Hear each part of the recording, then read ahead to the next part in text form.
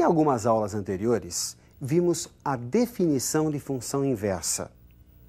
Se uma matriz A multiplicada por B é igual a B multiplicado por A, e esse produto é igual à matriz identidade, dizemos que B é a inversa de A.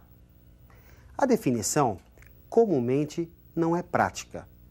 Hoje vamos desenvolver uma técnica, uma regra, um processo prático de obtenção da inversa. Me acompanhe nesta regra prática. Primeiro calculamos o determinante da matriz que foi dada. Depois, calculamos a matriz dos cofatores dessa matriz fornecida. Num terceiro momento, calculamos a transposta da matriz dos cofatores. E, por fim, vamos aplicar a seguinte fórmula. O inverso do determinante da matriz multiplicado por essa transposta da matriz dos cofatores nos fornece a inversa da matriz fornecida. A existência da inversa vai depender exatamente do determinante da matriz. Se o determinante for diferente de zero, dizemos que a matriz é inversível ou não singular. Se o determinante da matriz for igual a zero, dizemos que a matriz é não inversível, ela não tem inversa, também conhecida como matriz singular. Bom, gente, vejamos a obtenção de uma matriz inversa por esse processo prático, passo a passo. Obter a matriz inversa da matriz que você nota na tela. Primeiro passo. Vamos calcular o determinante da matriz que foi dada. Multiplicamos os elementos da diagonal principal e subtraímos do produto dos elementos da diagonal secundária. 0 vezes 3 menos 2 vezes 1.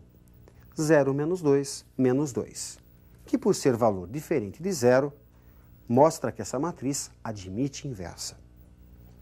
Bom, vamos agora calcular a matriz dos cofatores. Lembrando que para calcular um cofator, é necessário usar a expressão menos 1 elevado à soma dos índices, que indicam a posição do elemento cujo cofator você quer calcular, multiplicado pelo determinante do que sobra quando você elimina a linha e a coluna desse elemento. Resulta como matriz dos cofatores 3, menos 2, menos 1 e 0. No terceiro passo, vamos transpor a matriz dos cofatores. Lembrando que a transposta é obtida quando você faz linha por coluna. Troca-se linha por coluna. Portanto, a primeira linha, 3 menos 2, vai ser a primeira coluna. E a segunda linha, menos 1 e 0, passa a ser a segunda coluna. Para obtermos a matriz inversa, basta multiplicarmos essa última matriz, a transposta da matriz dos cofatores, pelo inverso do determinante da matriz. Nesse caso, menos meio multiplicado por 3 menos 1, menos 2 e 0, que resulta menos 3 meios, meio, 1 e 0. A matriz inversa goza de várias propriedades importantes. Me acompanhe na tela. Se a matriz A é inversível, então a sua inversa é única. A inversa da inversa é a própria matriz A. Se A e B são matrizes inversíveis e de mesma ordem, então a inversa do produto é igual, muita atenção aqui, ao produto das inversas, só que primeiro a de B e depois a de A, nesta ordem. Se A é inversível, então a inversa da transposta é igual à transposta da inversa. E fundamentado no teorema de Binet, um teorema bastante cobrado nos vestibulares, que diz que o determinante do produto é igual ao produto dos determinantes, podemos dizer que o determinante da inversa é o inverso do determinante da matriz. Será que é possível obtermos um elemento da inversa sem ter que obter a inversa? Me acompanhe numa expressão que nos fornece exatamente um elemento da inversa. O elemento que ocupa a posição IJ da matriz inversa é obtido pela relação do cofator do elemento que ocupa a posição JI da matriz que foi dada pelo determinante da matriz fornecida. É importante que você perceba a troca de índices. Vejamos uma questão de aplicação para que você fixe bem essa fórmula. Me acompanhe num exercício. Sendo a matriz que você vê na tela, qual o elemento da terceira linha e primeira coluna de sua inversa? Bom, gente, ter que obter a inversa é um processo, mesmo utilizando a regra prática, trabalhoso. Por isso se desenvolveu uma expressão que nos permita o cálculo de um elemento. O elemento que ocupa a posição 3,1 da matriz A, a matriz inversa, aliás, pode ser obtido pela relação entre o cofator do elemento 1,3, observe a troca dos índices da matriz A, pelo determinante da matriz A. Essa relação é muito importante para que você não seja obrigado a ter que calcular toda a matriz inversa, é um processo muito trabalhoso.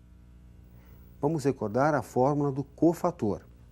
Menos 1 é da fórmula, elevado a 1 mais 3, que é a soma dos índices que dão a localização desse elemento na tabela, multiplicado pelo determinante do que sobra quando você elimina a linha 1 e a coluna 3. No caso, 0 menos 3, 13 menos 1. Pelo determinante da matriz A, que pode ser calculado tanto por Sarri como por Laplace. Resulta 11. Menos 1 elevado a 4 é 1. O determinante que você vê de ordem 2 resulta 9. 1 vezes 9, 9. 9 sobre 11 é o elemento que ocupa a posição 3,1, terceira linha e primeira coluna da matriz inversa.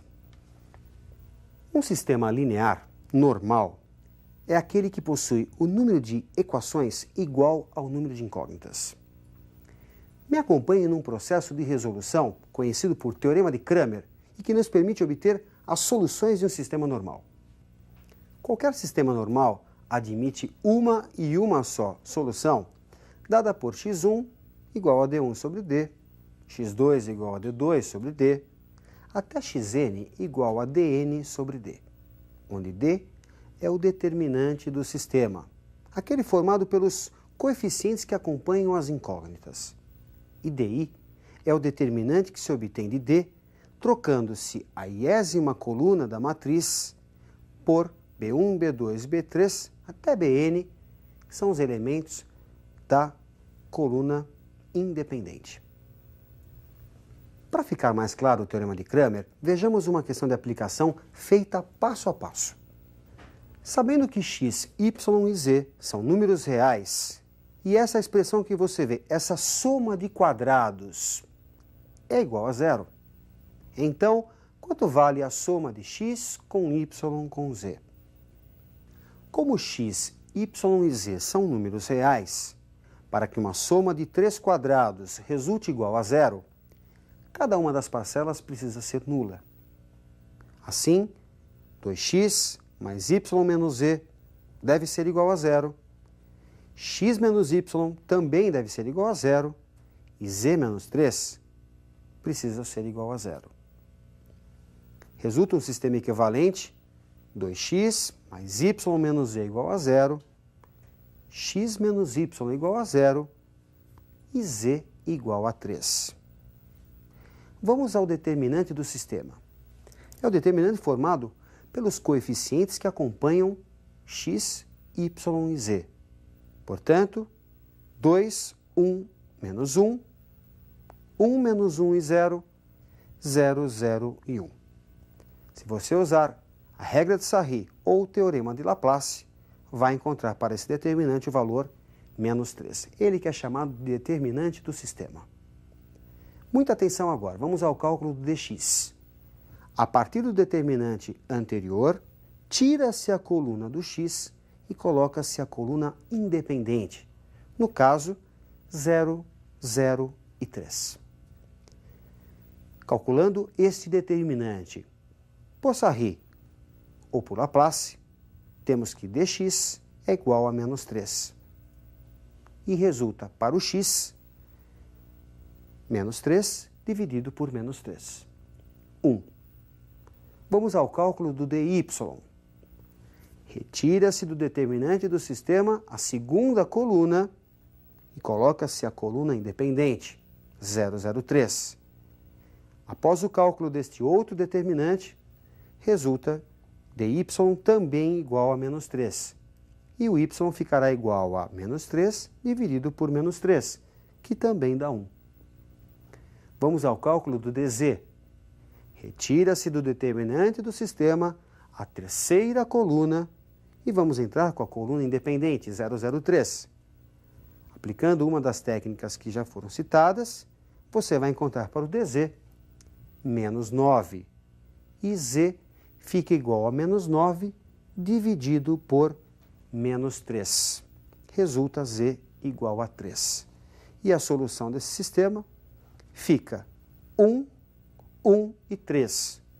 E a soma desses valores, x, y e z, como pede o exercício, fica igual a 1 mais 1 mais 3, 5. Para terminarmos, vejamos agora o método de Gauss para a resolução do sistema. Me acompanhe na tela. Vamos resolver o sistema que você observa na tela, transformando-o num sistema equivalente mais simples, seguindo o seguinte roteiro.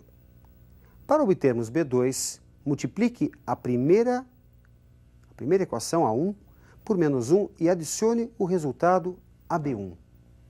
Para obter uma nova linha 2, C2, multiplique A1 por menos 2 e adicione o resultado a C1. Resulta neste outro sistema um pouco mais simples, como você observa na tela. Para obter B3, multiplique B2 por menos 1. Para obter C3, multiplique B2 por 3 e adicione o resultado a C2. Resulta um sistema chamado de escalonado. Sistema em que você possui na primeira linha 3 variáveis, na segunda 2 variáveis, na terceira apenas uma variável. Esse é o método de Gauss. Como você pode perceber, basta algumas multiplicações e somas para chegarmos no sistema escalonado. Resolvendo esse sistema, a partir da última equação, que é a equação C3, resulta z igual a menos 1, substituindo em B2, aliás, em B3, resulta y igual a 2, e substituindo esses dois valores na primeira, resulta x igual a 1, e o conjunto verdade, 1, 2 e menos 1. Bem, como você pode perceber, é possível também usar o teorema de Gauss. É interessante que você pegue mais exercícios e treine esta ferramenta chamada escalonamento. Ótimos estudos e até a nossa próxima aula.